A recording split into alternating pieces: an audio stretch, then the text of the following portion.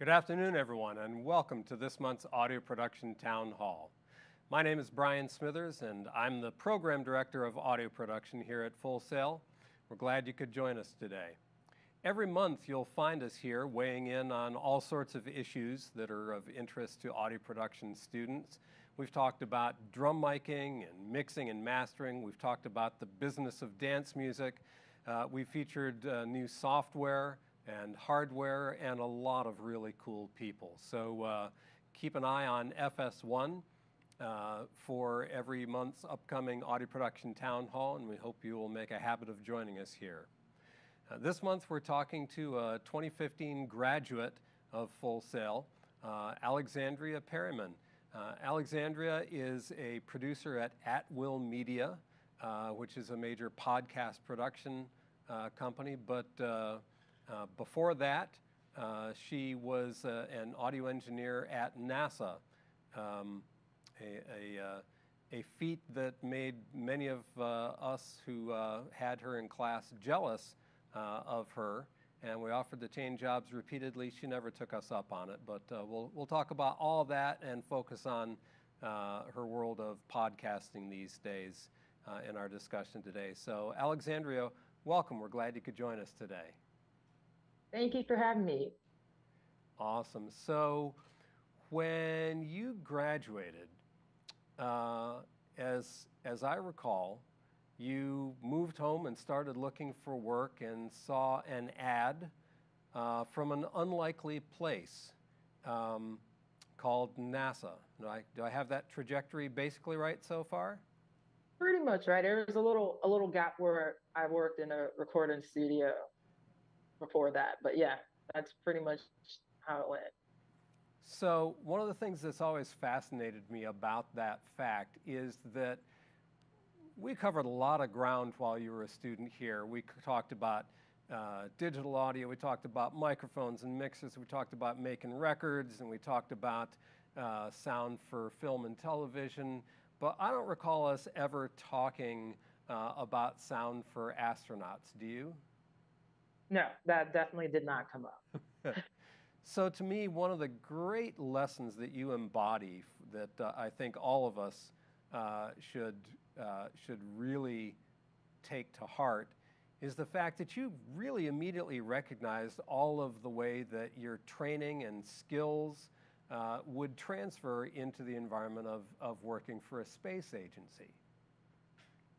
Yeah, I mean, honestly, it came from how I learned as a student. So I would the way Full Sail is modeled is every class builds upon each other. So I took that in the workforce, that same concept, that same mindset. So I went from working in a recording studio, learning from that. Then I did part-time AV work at different hotels. Then I volunteered doing the live broadcast for my church. And then I was able to just mix all those things together. So when I saw the job posting for NASA, it listed what they wanted you to have. And I had touched on every single one of those things, whether it's for space or not, it's still audio being pushed through a console. That's great, because you're absolutely right. We try to build one brick at a time in terms of your knowledge and skills, and your entire career ends up being that same sort of process of learning some new things and improving the things that you already know and are able to do, and being prepared to take advantage of opportunities as they present themselves. Right. That's exactly the way it went for me. So while you were at NASA, what were some of the first things that they asked you to do? One of the first things I was doing, which is kind of incredible that you'll have somebody new touching old audio tape that had never been heard before. And so I had to digitize and archive those audio tapes. So I was actually working with old tape machines. I think NASA still has it. They had the second ever. It was like a dual audio tape recorder from like the 60s. And they have the second one and I think it's the only one that's left in the world that actually works. So I had to use that machine to replay these tapes and to push that old audio, crunchy audio that was stored behind the stage in a box and try to digitize that through Pro Tools. And Wow. so that was really my first task for the first couple of weeks. And then I was shadowing folks, and then I got thrown into the fire and started mixing shows. Wow.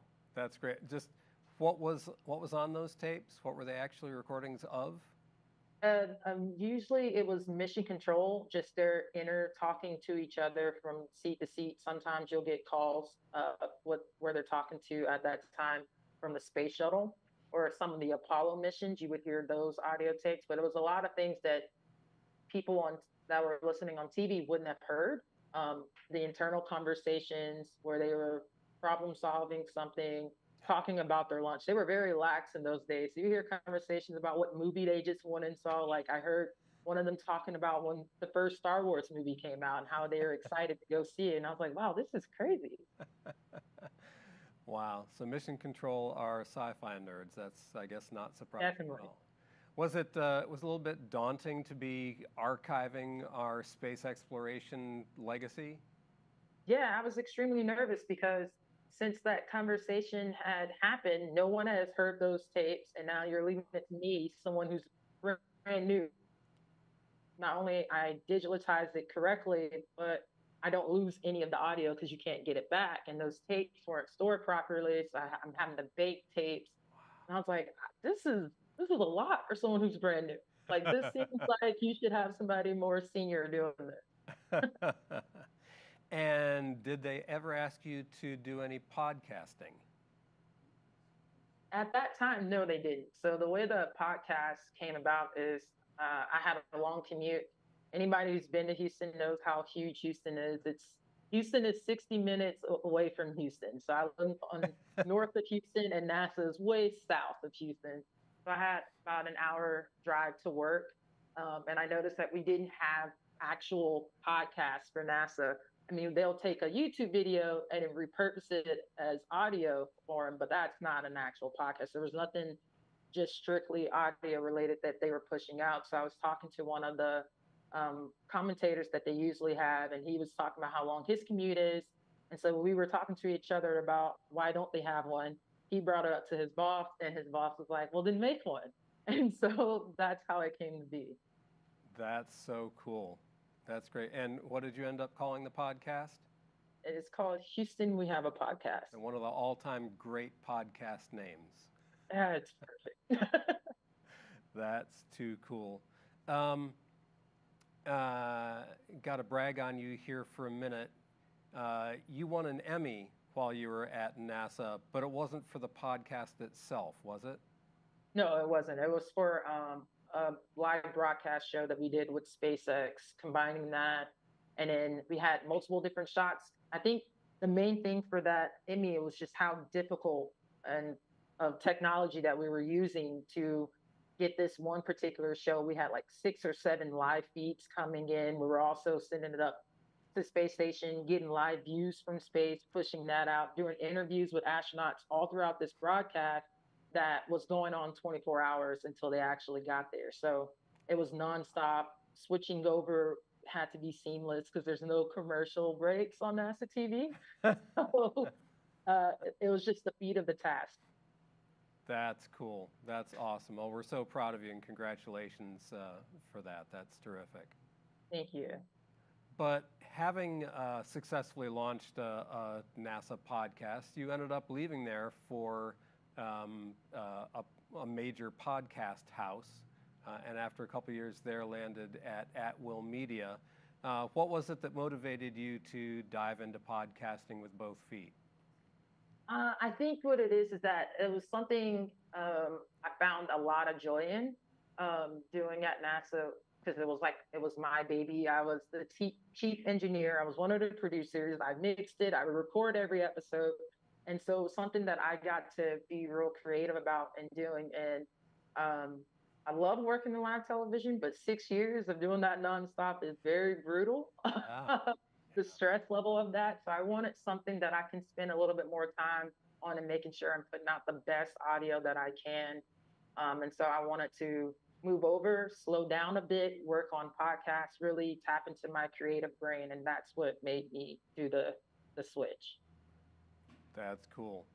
And Have you had a chance to have slightly less stress in your life as a result of that, or did it end up being? It's not a nonstop moment of stress like how working in live television is every day. It's you have a pocket of stress as the production kicks in and you got this many days because you have this many people that you're trying to line up recording schedules with. So you have like maybe like 3 or 4 weeks until that show is ready to launch. And then you move on to you have a break and you move on to the next show. So it's still stressful. It's just the time difference of it is spread out a little bit. Right. That's actually, I find, one of the key things in managing stress and finding a situation that you can actually sustain over a number of years is when the stress matches your psyche, I guess, for lack of a better word, becomes, because some people just thrive in constant mayhem, and other people can endure mayhem for short periods of time, and then if you get a breath, you can dive back in. Yeah, I was that constant mayhem. I love the rush of it. Then like 5 or 6 years doing that, my body was just tired. Yeah. I was ready to slow down. That's great. So going back to the theme of what in education we call transferable skills, the idea that the things that you've learned in school and on the job serve you well in different situations. What are some of the ways in which podcasting builds really directly on things that you learned about making records and making sound for film? I think the very basic of signal flow. That's the main thing. And it's like once you understand signal flow, you and figure out what audio you want to capture and where you want to send it to, you can pretty much do podcasting, live TV, mixed records. It's all the same skill. So that's one of the major skills. Just trusting your ears when you're mixing what sounds good for that person.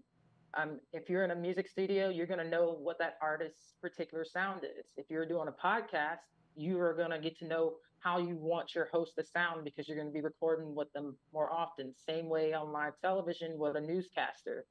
So those are the same skills like that. People skills is also another thing. You're going to be in a music studio, you're interacting with artists that you've never worked with before. Live television, you may get somebody in for interviews, and it's the same way with podcasting. So a lot of those different things that you learn as a student transfers when it comes to soft skills, when it comes to the basics of recording, they transfer very easy. Cool. I know Todd would be just delighted that you went first to Signal Flow. He's no doubt somewhere bubbling over with pride at that. But yeah, that makes perfectly sense. Perfectly sense.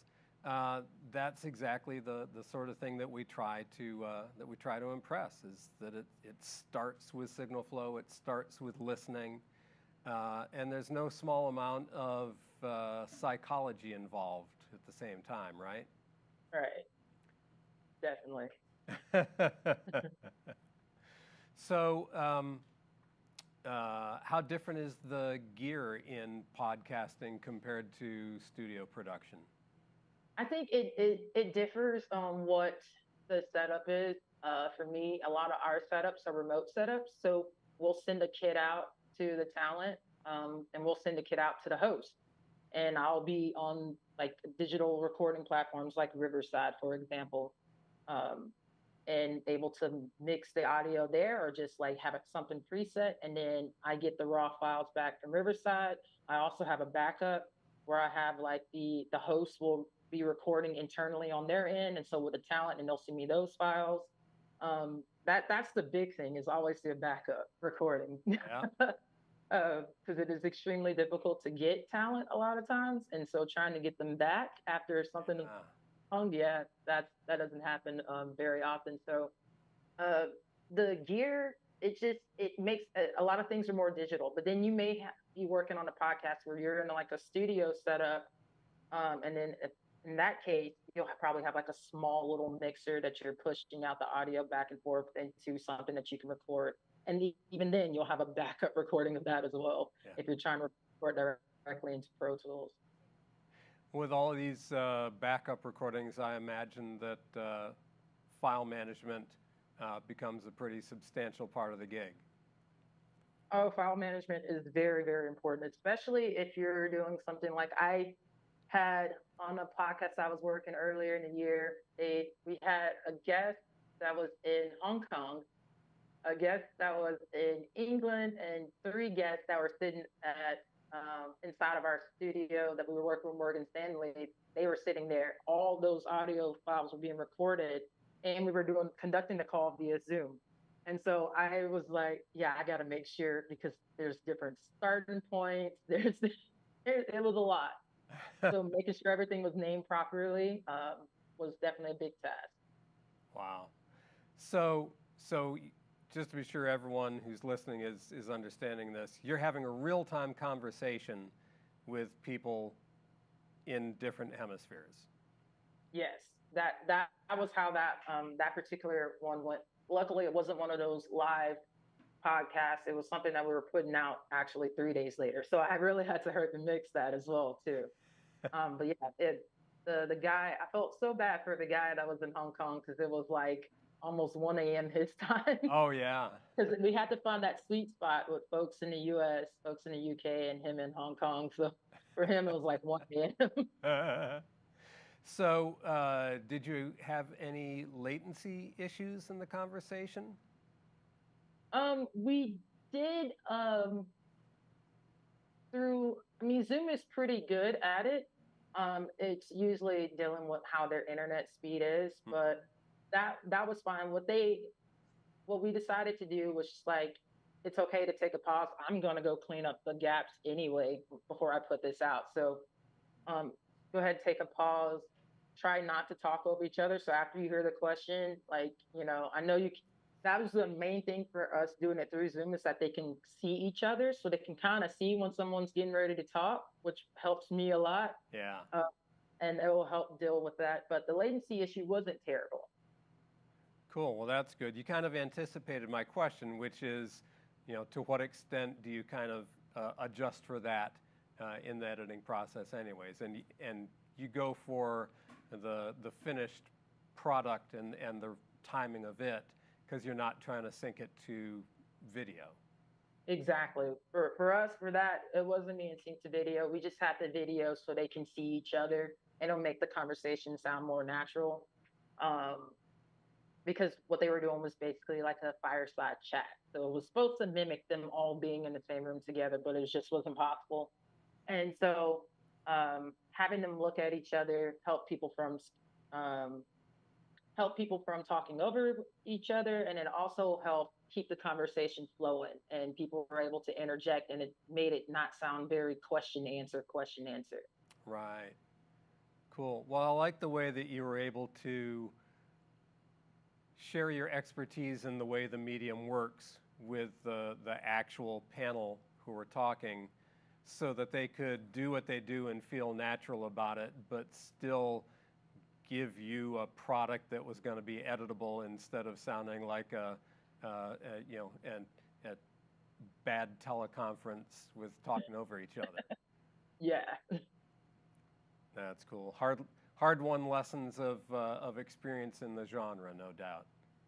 Oh, definitely. I believe it was at NASA. We had one of those things where we had a bunch of astronauts that were talking to each other, and some were in Kazakhstan and some were in the States, and we were trying to record it for a podcast, and that was a nightmare. I was like, you know what? We're gonna do Zoom. I'm still gonna record it internally and have them record on their ends, but they need to see each other.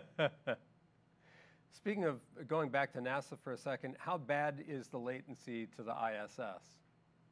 So if you're doing a TV broadcast where they're going to be on camera and you can see them in the HD camera, it's about 2 seconds.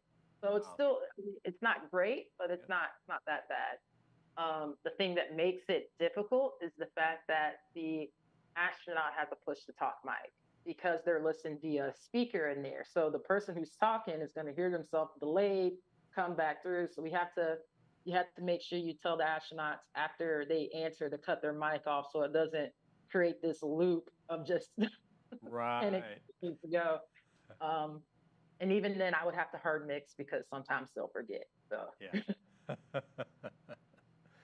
That's cool. So, if it's not proprietary, can you tell me how you transferred files so that you got everything that you needed to do those edits and fixes?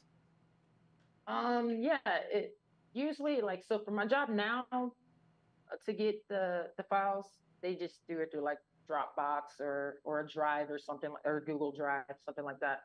For NASA, I most of the time I will record internally and be recording live as the person. If they were talking via Zoom, I'll be recording their audio. Um, and if it was possible for them to be record on their own, they'll send it to me via email. Right. Uh, if it was an astronaut on the space station, we're recording that all at all times. So I have pretty much had my pick. Oh, awesome. They were actually the easiest to get their audio back because I was gonna have it regardless. Wow, that's funny. You wouldn't expect that, but I understand once you explain it why that would be the case. That's pretty cool. So, um, you mentioned that that in one of those cases you had like a really short turnaround time to edit and mix. What is a typical turnaround time from initial recording to ready to deliver in podcasting? It really depends on what the show style is. So if the show style is an everyday type of thing, then I have a couple hours. If it's one of those things where it's a new episode every day, which is when I first started working at this company, I was working on Thoughts on the Market for Morgan Stanley, and they put out an episode every single day.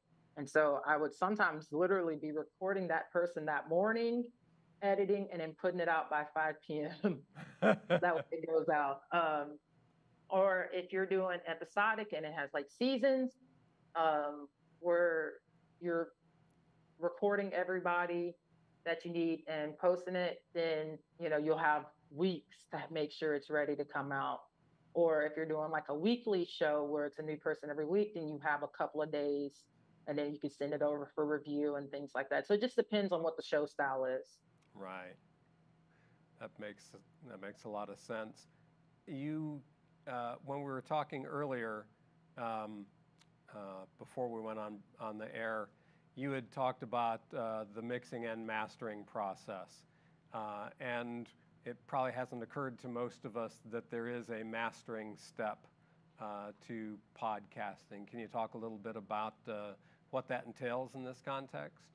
Yeah, so for that, you just want to make sure that you're hitting like loudness standards for podcasting, which is different from music, which is different from a lot of things. So that way, whenever someone's listening to it on Spotify or Audible or Apple Podcasts, that it's coming through clearly and everything is mixed the way that you want. The intro music is not too loud. So that's what comes through when you're doing the mastering process, making sure that the loudness standards for, and I think Apple is very specific about it. So you may have to, make sure that you're hitting those meters, or else sometimes they won't push your podcast out if it sounds bad. Yeah.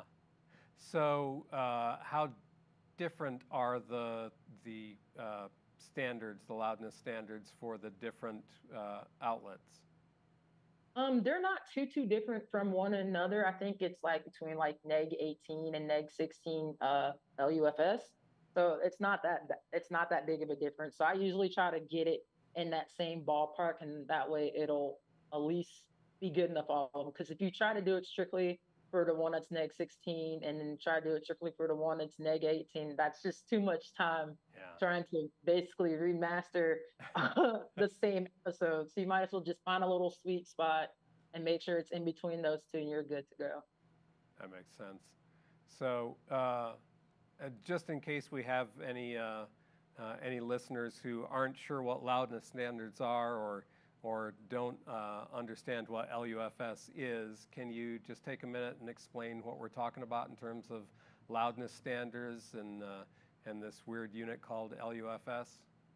Yeah, that was a unit that I had to learn very quickly because I was still on like thinking about mixing music or something like that, or like for broadcast. I think we were doing neg 20 but it's a difference between dB, decibel level, and LUFS. I can't exactly off the top of my head remember what that acronym means, but usually on a lot of things, whenever you're going to mastering or you're looking at different meters, what will help you is making sure that you have it on that meter that says LUFS, and then you'll still be able to see your dB level, and that's fine. But that way, you'll know as you're mastering it that you're actually doing it for the conversion that you want it to be. Cool. Good explanation. And I didn't mean to quiz you on it. It's all good. LUFS is loudness units relative to full scale. Yeah, very. And the first word is the key ingredient. We're talking about not what something looks like on a meter, but what it sounds like to our ears. And peak meters and VU meters and so forth all have their purpose, but the loudness meter that measures in LUFS is designed to respond the way our ears do, so that, in this case, different podcasts, when you go from one podcast to the next on Apple or whatever service, Audible or whatever, one doesn't jump out at you. All the episodes blend together well. Different podcasts from different sources blend together well, so that you're not constantly riding the volume control as you're listening on your way to work. So,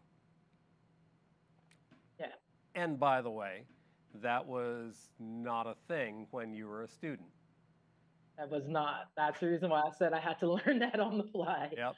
People were working on it. It was the topic of great conversation in the industry at the time, but the standards relative to that had not yet been developed, but then they were. And then all of us, regardless of whether we're students or early professionals or mid-career professionals or whatever, had to adapt to that and learn how to apply that. So the important lesson is there's always going to be a standard you have to adhere to. The question is, what is it for your particular context, and how do you make that happen? Definitely. And that's cool. So can you tell us what are some of the differences between, I assume that you've worked on more drama-based podcasts as compared to kind of, current issue podcasts? Are there real differences? Actually, it's flipped. I've been more on like breaking news or news this week. Most of the podcasts at this new job that I'm working at now have been in the financial realm. So how that is fluctuating throughout the year, I'm having to learn finance words so I know what it means as I'm making edits to make sure I'm not cutting out something that's super important. Yeah. But yeah, usually that. Then I started. Now I'm working on a podcast that's going to come out later this year. It was interview based, but then there's also, we're bringing in audio clips and sound effects and sound design. So getting more of a listening experience type of thing than just, here's the late breaking news of what happened on the stock market this morning. That's cool. So I imagine you need more production time in order to pull that off. Definitely do. We started on this podcast that'll be coming out probably around November is when we really started recording our guests in January through April. Then we had all of May and June for post. And so now we're getting ready for that big social push for it to come out in September. Awesome. Great. Good luck with that. I hope it's a big success for you. Definitely. I'm really excited about it. So, and did you tell me earlier that you were actually one of the creative sources behind the genesis of that idea? Yeah, it was really cool to be on the part of the people that were developing it.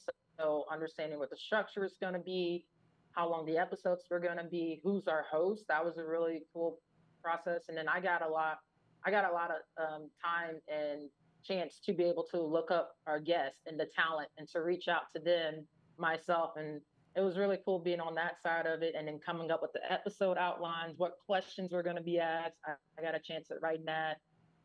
Then I got a lot into the more producing side of things where I was making content edits for other engineers to edit out. I wasn't necessarily going to mix it. Oh, So that was different for me, but I think that was something really cool to have in my arsenal, is being able to make that decision.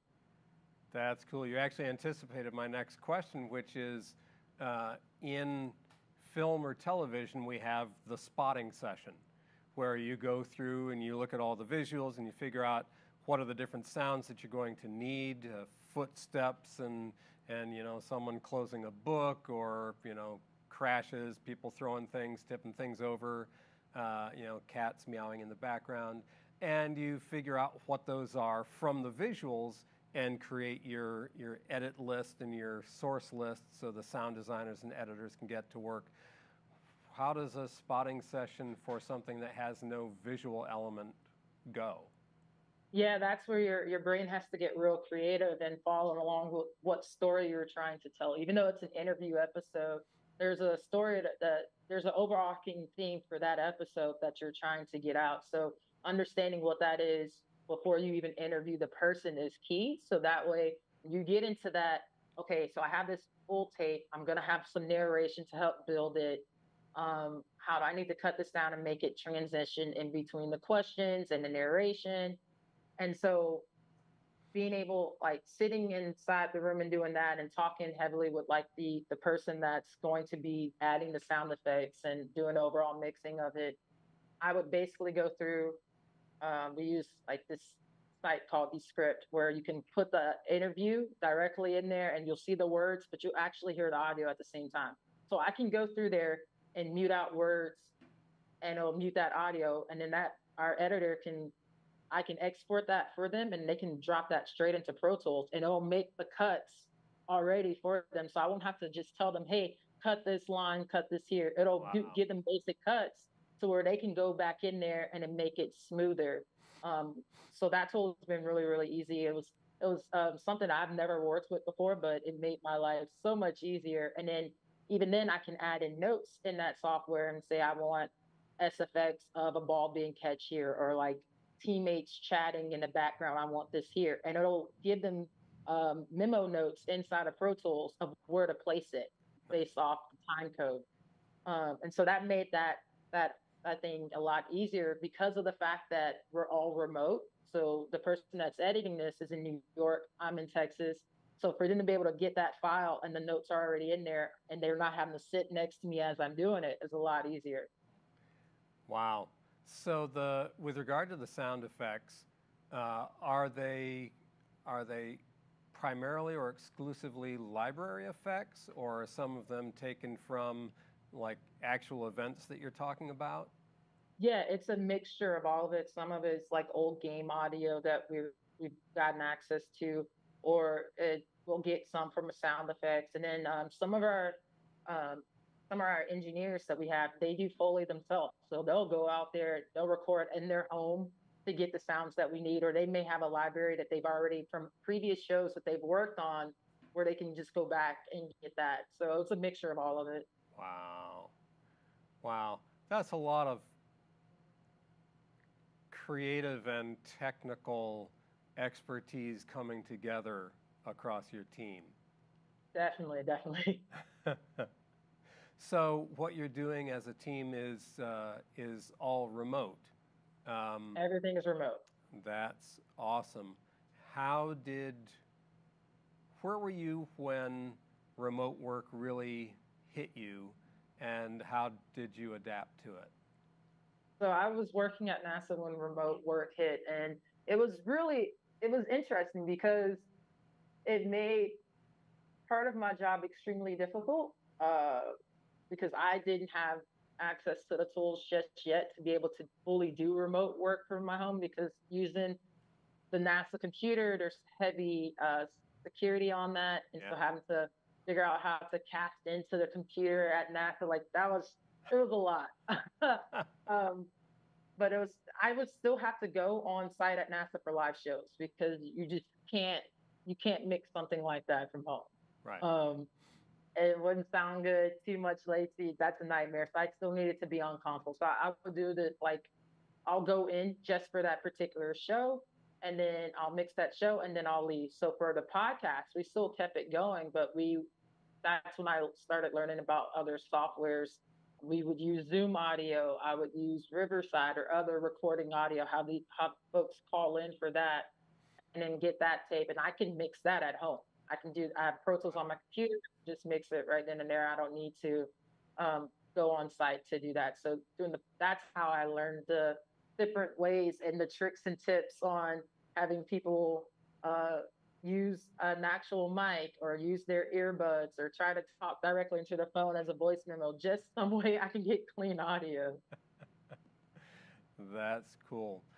By the way, if anybody has any questions, please type them into the chat, and we'll read them out so that Alexandria can directly address your questions. We do have a few minutes left, and in the few minutes that we have remaining, I'd like to talk to you about something that you and I have discussed directly before, but that I know is a pretty important part of your work in your life, and that is that obviously you have been a woman in what is absolutely a male-dominated industry for your entire career so far. Quick story, at our Hall of Fame this year, we had 3 men and 3 women being inducted.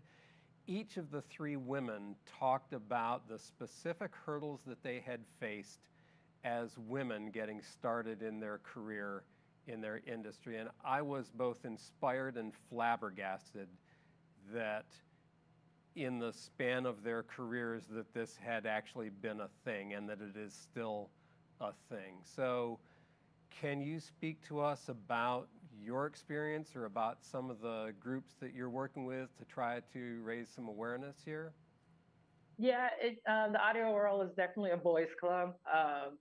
But I think I like the trajectory that it's going. There's the Women in Audio mission. There's Sound Girls that I've luckily been a part of. I found out about Sound Girls while I was a student and just, go on their Facebook in the groups where you can find different gigs. You can ask questions in a safe environment where you're not, you try to ask questions in some of these other platforms as a woman and the attacks are just immediate from people behind the keyboard. So just finding those safe places and connecting.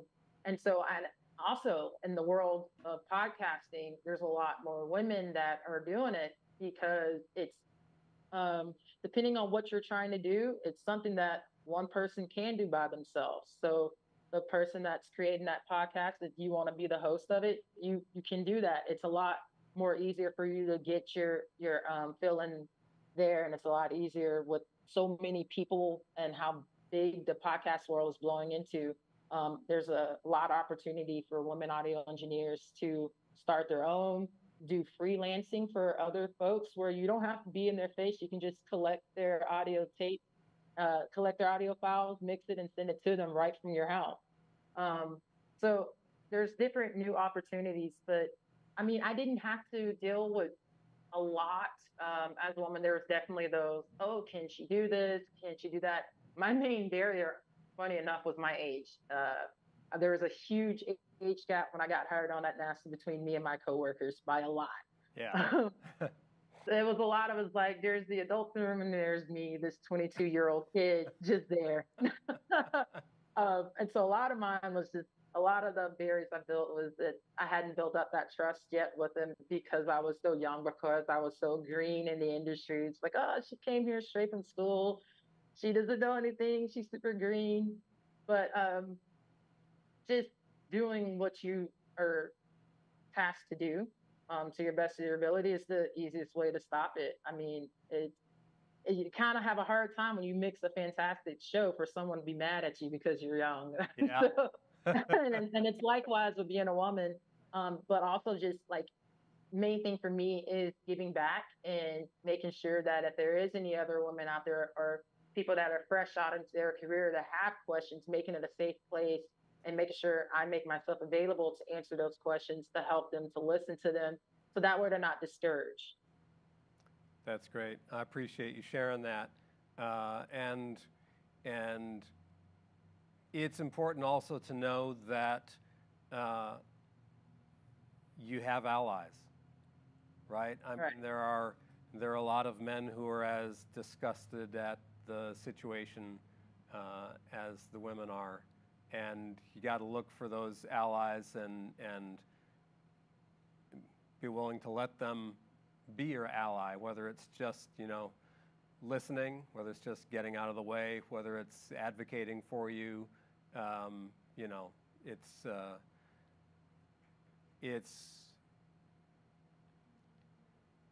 it's a challenge because you don't want to overstep, you don't want to assume, but you want to do everything that you can to be there for the women, and especially the young women, as they're trying to get recognized, trying to get past any assumptions that they may face.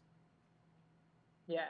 I mean, I could see it being a difficult task trying to make sure that you're not, because the thing that we don't want to come across is like, we don't want to be baby. We don't need the hand, like that. We just want a fair shot. Yeah. And it's like, don't ask me a question that you wouldn't ask your male counterpart who's at the same level as me, Right. that type of thing.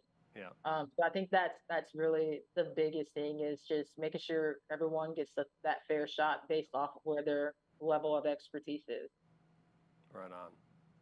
Well, I appreciate you sharing that, and thank you for your advocacy and your work with a couple of the organizations that you mentioned. I know you did actually a Sound Girls podcast recently, and about a year ago we did a panel discussion with you and some of your colleagues on our advisory committee on the issue. So we'll get there step by step. Definitely. So we are nearly out of time, but we do have a comment from our audience, so go ahead.